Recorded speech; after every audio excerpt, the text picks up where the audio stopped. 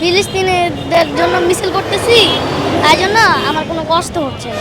যেতে বাংলাদেশের মানুষকে ফ্রিভাবে যেতে দেয়, তাহলে আমি যাব, আমার আম্মুও যাবে। বাবা কেন আসছো তুমি বলো? আমি মিছিল করতে, কার সাথে আসছো তুমি? আম্মুর সাথে। মানে তুমি কেন আসছো? তোমার কষ্ট হচ্ছে না? রোদে পুড়ে বৃষ্টিতে কষ্ট হচ্ছে না তোমার? না, কেন? তা ফিলিস্তিনিদের জন্য মিছিল করতেছি, তাই জন্য আমার কোনো কষ্ট হচ্ছে না। কষ্ট নাই?